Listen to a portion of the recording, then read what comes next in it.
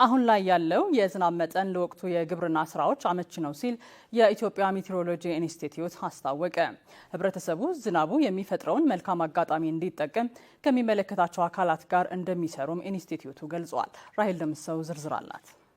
በሚቀጥሉት የክረምት ወራት በተለያዩ የሀገሪቱ አካባቢዎች ላይ መደበኛና ከመደበኛ በላይ የሆነ የዝናብ መጠን እንደሚኖር የገለጹት የኢትዮጵያ ሜትሮሎጂ ኢንስቲትዩት ምክትል ዋና ዳይሬክተር ዶክተር አሳምነው ተሾመ በምዕራብና በመካከለኛው የሀገሪቱ አካባቢዎች ላይም ዝናቡ ቀድሞ መጀመሩን ተናግረዋል። በዘንድሮ በክረምት 2017-18 ዓ.ም በከባቢ አየር ውስጥና በውሃ አካላት ላይ ያሉ የአየር ሁኔታ ክስተቶች የክረምት ዝናብ ጠቃሚ በሆኑ የሀገራችን አካባቢዎች ላይ መደበኛና ከመደበኛ በላይ የሆነ የዝናብ መጠንና ስርጭት እንደሚኖራቸው ነው እነዚህ የአየር ሁኔታ ክስተቶች የሚያመላክቱ። ስለሆነም በዘንድሮ ክረምት በሁሉም የክረምት ዝናብ ጠቃሚ በሆኑ የሀገራችን አካባቢዎች መደበኛና ከመደበኛ በላይ የሆነ የዝናብ መጠንና ስርጭት ይኖራቸዋል ማለት ነው።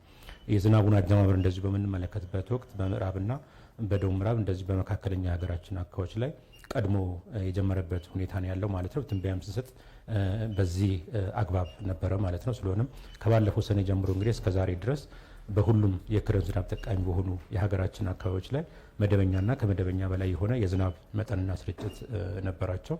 እንደዚሁ ደግሞ ወደ 156 በሚደርሱ የሀገራችን አካባቢዎች በ24 ሰዓት ውስጥ ከ30 ሚሊ ሜትር እስከ 114 ሚሊ ሜትር እጅግ ከባድ መጠን ያለው ዝናብ ተመዝግቧል ማለት ነው። በቀጣይ የሚኖረው የዝናብ ስርጭት እየተከናወነ ላለው የአረንጓዴ አሻራ መርሃ ግብርና ለግብርናው ስራ ጠቀሜታው የጎላ መሆኑንም ዳይሬክተሩ ገልጸዋል።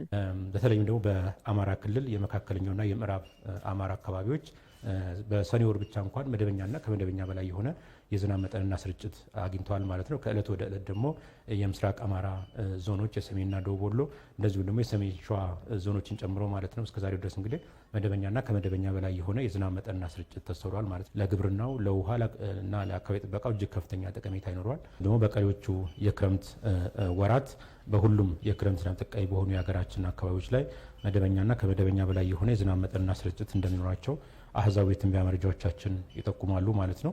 ስለሆነም የሚኖረው የዝናብ መጠንና ስርጭት በአሁኑ ወቅት እየተከናወኑ ላሉት የመኸር የግብርና የስራ እንቅስቃሴዎችም እንደዚሁ ደግሞ የመኸር የግብርና የስራ እንቅስቃሴ ባልተጀመረባቸው የክረምት ዝናብ ጠቃሚ በሆኑ የሀገራችን አካባቢዎች ያንን አጠናክሮ ለማስቀጠል እጅግ ከፍተኛ ጠቀሜታ ይኖራቸዋል ማለት ነው። የክረምቱን ወራት የአየር ሁኔታን በመከታተል ተገቢ የሆነ መረጃ በማድረስ ማህበረሰቡ በዝናብ ወቅት ከሚደርሰው አደጋ ራሱ እንዲጠብቅ ከሚመለከታቸው አካላት ጋር እንደሚሰሩም ዶክተር አሳምነው ተናግረዋል። ቀሪው የክረምት ወራትም በተለያዩ የሀገራችን አካባቢዎች ላይ ተደጋጋሚነት ያለው ከባድ መጠን ያለው ዝናብ የመከሰት እድል ሊኖር ይችላል ማለት ድግግሞሹ እጅግ በሚደጋገምበት ወቅት ወደ ቅጽበታዊ ጎርፍ የመቀየር እድል ሊኖረው ይችላል ማለት ነው።